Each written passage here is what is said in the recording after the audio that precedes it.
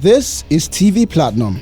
Here are the top 5 stories making the headline. On number 1, the Civil Society Legislative Advocacy Center CISLAC has condemned the 6-month suspension of Senator Natasha Akpoti-Uduaghan by the Senate, describing it as unconstitutional and an attack on democracy.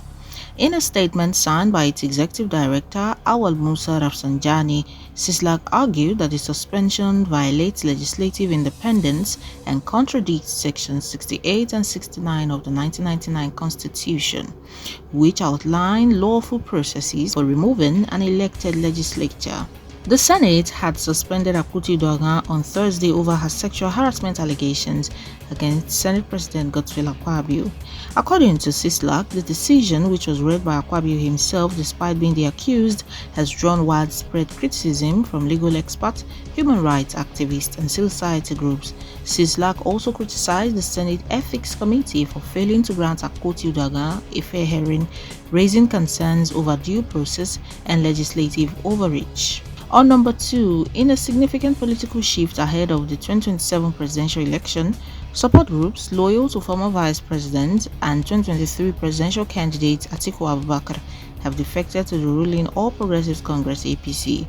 The defection was formalized in Abuja at the A-Class Event Center, where APC National Chairman Dr. Abdullahi Ganduje and Deputy Senate President Senator Barau Jibrin, speaking on behalf of the defectors, Coordinator Honorable Abubakar Malami said their decision was driven by President Bola Tinubu's policies and the APC's governance efforts in the north.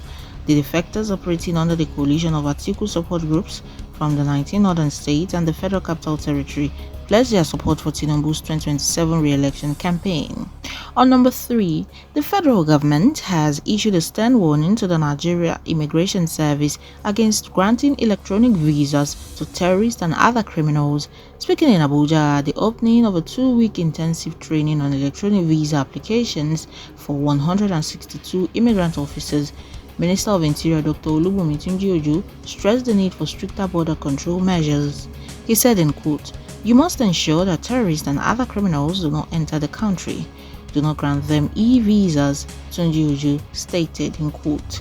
He reaffirmed the government's commitment to attracting terrorism and economic investment, but emphasized that national security must not be compromised. On number 4, tensions have risen in Rivers State as the militant group Niger Delta Rescue Movement has threatened to attack oil installations in protest against the ongoing political crisis and alleged withholding of the state federal allocation. The group also issued a warning to non-indigenes in Rivers, advising them to leave the state, claiming that hostilities were imminent. In response, the Rivers State Police Command has vowed to crush any threats to security. Commissioner of Police Olugbenga Adepoju reassured residents that security forces were prepared to prevent disruptions, warning that law enforcement would not tolerate any attempt to destabilize the state. And lastly, Dr. Doyin Okukwe, former spokesperson of President Olusegun Obasanjo and Goodluck Jonathan, has passed away at the age of 72. Okukwe, who had been battling illness, died in the early hours of Friday in Lagos. His death was confirmed by Jamiu Ashimi, chairman of Ikenne local government in Ogun State. A medical doctor turned politician, Okukwe served as special assistant on media and publicity to President Obasanjo and as senior special assistant on public affairs to President Jonathan. He was also a former director general of Peter Obi's 2023 presidential campaign. Those are the top stories. Do subscribe and follow us across all our platforms to get more of this update.